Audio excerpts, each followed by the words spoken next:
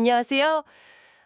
요즘 길에서 이렇게 다니다 보면 좀 이상하게 헤드라이트가 누런 차들 혹시 보신 적 있으세요? 이게 바로 주간주행 등 DR의 황변 현상인데요. 저희 쪽에 관련 자료들을 보내주셔서 오늘 이 문제 한번 제대로 파헤쳐 보려고 합니다. 저도 처음엔 내 눈이 이상한가? 했어요. 진짜로요. 차는 분명 새 차 같은데 그 DRL 라인만 뭐랄까요? 오래된 플라스틱처럼 누렇게 변해 있더라고요. 근데 진짜 놀라운 건 따로 있습니다. 바로 수리비요. 이게 그냥 색깔만 변한 건데 양쪽 다 갈면 200만 원이 훌쩍 넘어가고요. 네, 200만 원요? 한쪽만 해도 100만 원이 그냥 넘어요. 이거 듣고 좀 충격받았습니다. 그렇죠. 비용이 정말 만만치 않죠? 이게 또 뭐 특정 차, 비싼 차만의 문제도 아니더라고요. 저희가 자료 보니까 국산차 중에 많이 팔리는 카니발, 소렌토, K5, 스포티지 이런 차들부터 네, 맞아요. 제네시스 있잖아요. GV80, G80 거기도 그렇고 심지어 BMW, 테슬라, 아우디, 벤츠 수입차도 예외가 아니에요. 네, 브랜드나 가격대를 가리지 않고 나타나는 현상입니다. 그래서 오늘 저희가 이걸 좀 깊게 보려고 하는 건데요.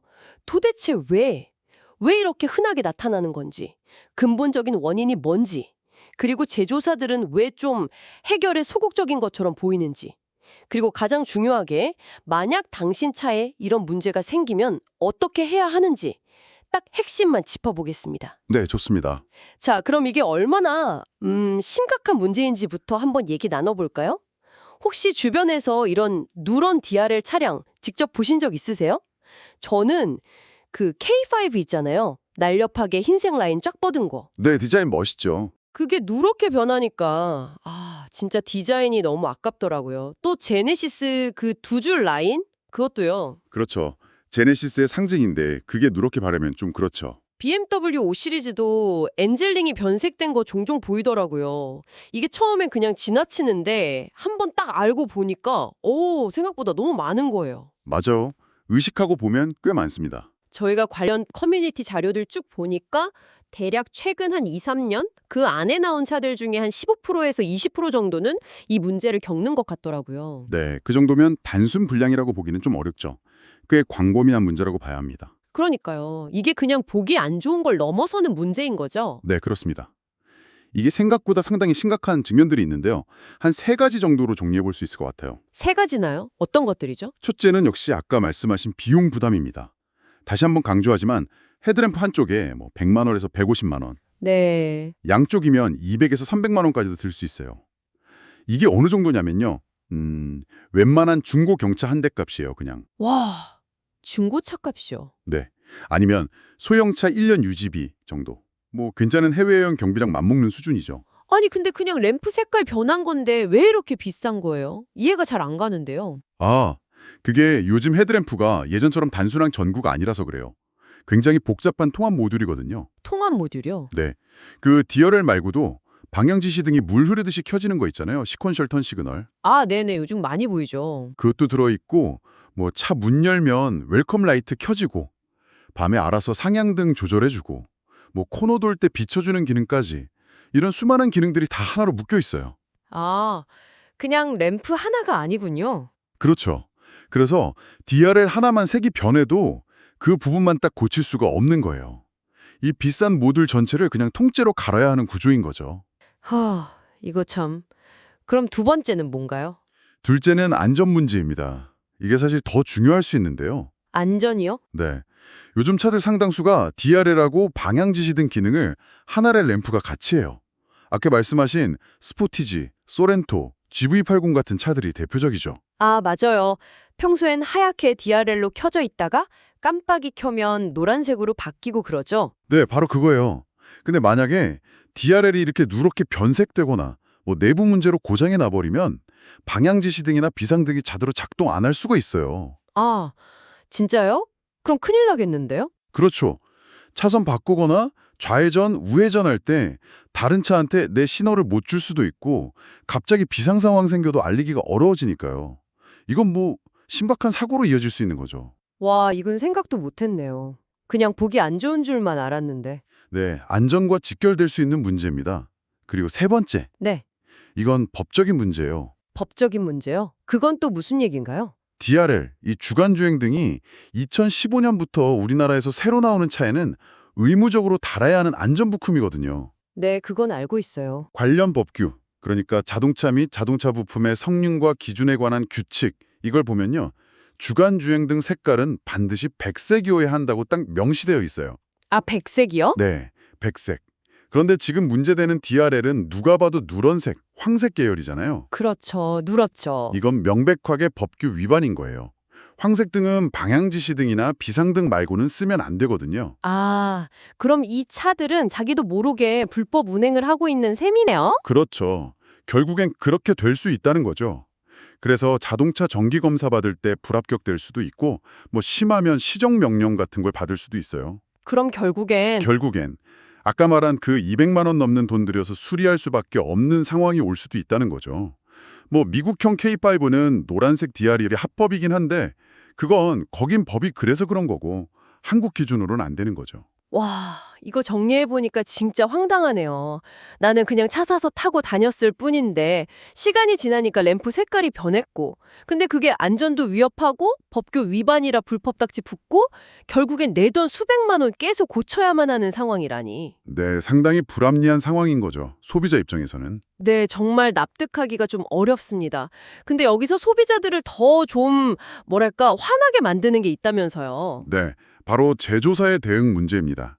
특히 보증 수리 관련해서요. 아, 보증술이. 그쵸. 이 황변 현상 들어보니까 대부분 차 사고 나서 뭐 3년 6만 킬로 아니면 길게는 5년 10만 킬로 이런 보증 기간 안에 생긴다면서요. 네, 그런 경우가 많습니다. 근데 서비스 센터 가져가면 아, 이거 무상 수리 안 됩니다. 이런다는 거잖아요. 네, 그런 후기들이 정말 많죠. 답변도 뭐 아, 그거 원래 자연스러운 거예요. DRL 원래 소모품입니다. 쓰는데 문제 없잖아요. 이건 보증 대상 아니에요. 이런 식이라고요. 네, 주로 그런 레포토리로 응대하는 경우가 많다고 하죠. 아니 차 팔 때는 막 프리미엄 디자인의 완성이다. 우리 차 시그니처 램프다. 이렇게 광고 엄청 해놓고 문제 생기니까 그냥 자연스러운 거다. 그렇죠. 앞뒤가 안 맞는다는 비판이 나올 수밖에 없죠.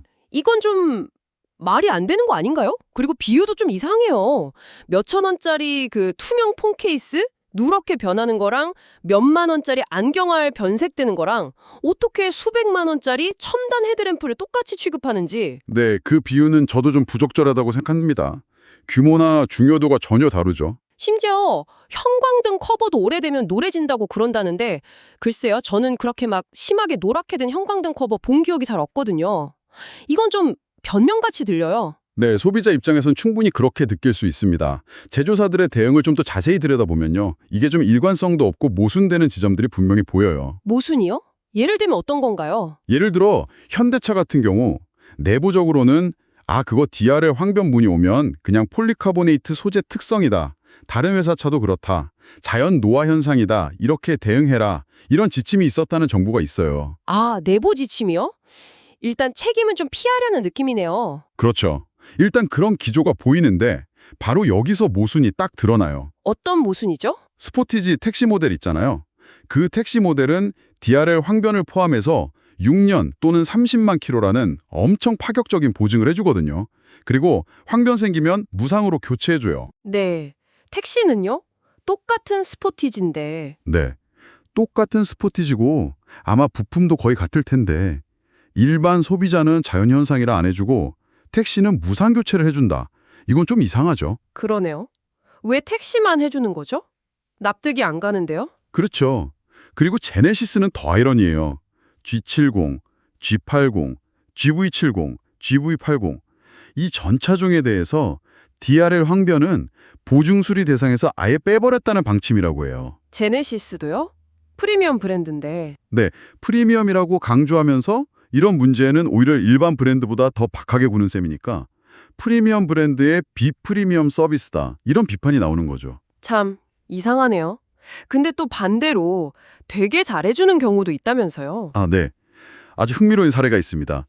BMW인데요. BMW요? 네, 그 이전 세대 5 시리즈, 코드명 G30이라고 하죠. 이 모델은 DRL 황변이 생기면 보증 기간이 지났어도 무상으로 교체를 해준다는 거예요. 와, 보증 끝나도요? 이건 진짜 꿀팁인데요. G305 시리즈 타시는 분들은 꼭 알아둬야겠네요. 네, 그렇죠. 이건 정말 파격적인 조치죠. 근데 BMW도 다 해주는 건 아니죠? 네, 그게 또 그렇습니다. 7 시리즈나 6 시리즈 같은 다른 모델은 해당이 안 된대요. 딱 그 G305 시리즈만 해주는 아주 예외적인 조치인 거죠. 그러니까 스포티지 택시랑 BMW 5 시리즈만 특별 대우를 받는 거네요? 그렇죠.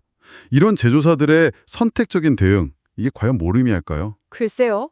뭔가 이유가 있겠죠? 혹시 제조사들이 이 특정 모델들, 그러니까 스포티지 택시나 BMW 5 시리즈 같은 경우엔 DRL 항변 문제가 유독 좀 심각하다거나 아니면 그 부품 설계나 소재에 뭔가 좀 근본적인 결함이 있다는 걸 내부적으로 알고 있는 건 아닐까요? 아, 그럴 수도 있겠네요. 만약 진짜 모든 차에서 어쩔 수 없이 생기는 자연현상이라면 왜 굳이 특정 모델만 골라서 무상 수리를 해주는 걸까요? 이상하잖아요. 그러네요. 뭔가 앞뒤가 안 맞는 느낌이 드네요. 네, 그러니까 문제 있다는 걸 약간 인정하는 것 같으면서도 전면적으로 책임지고 니코라거나 하지는 않고 좀 회피하는 모습처럼 보일 수 있다는 거죠. 문제가 좀 크게 불거지거나 좀 관리가 필요한 일부, 뭐 택시나 특정 수입차 모델 같은 것만 조용히 처리해주고 대다수 일반 소비자한테는 아, 원래 그래요. 소모품이에요. 이렇게 책임을 떠넘기려는 거 아니냐? 뭐 이런 의심이 들 수밖에 없는 거죠. 네, 충분히 그렇게 해석될 여지가 있습니다. 그렇죠. 뭐 제조사 입장에서도 정말 예상 못한 문제였을 수도 있겠지만 그래도 이런 식으로 대응하면 소비자들은 이거 알면서도 그냥 넘어가려는 거 아니야? 이렇게 생각할 수밖에 없잖아요. 당연히 커뮤니티 같은 데서는 불만이 엄청 많고요. 네, 당연한 반응이라고 봅니다. 그럼 이제 진짜 궁금한 거. 기술적으로는 도대체 왜 이런 현상이 생기는 걸까요? 네, 이제 그 기술적인 원인을 좀 더 깊이 파고들어 보죠. 이걸 이해하려면 일단 요즘 DRL이 어떻게 빛을 내는지 그 방식을 알아야 해요. 방식이 다른가요? 네, 예전 방식은 좀 단순했어요. 그냥 LED칩 여러 개를 디자인 라인 따라서 쭉 배열하는 거죠.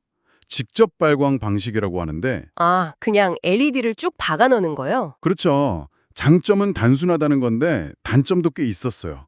LED가 많이 들어가니까 원가가 좀 비싸고 디자인이 약간 투박해지거나 아니면 아주 매끄러운 라인을 만들기가 좀 어렵고 자세히 보면 막 LED 점들이 땡땡땡 보이는 그런 한계가 있었죠. 아, 네, 그런 차들 본 것 같아요. 그래서 요즘 많이 쓰는 게 바로 라이트 가이드바 방식입니다.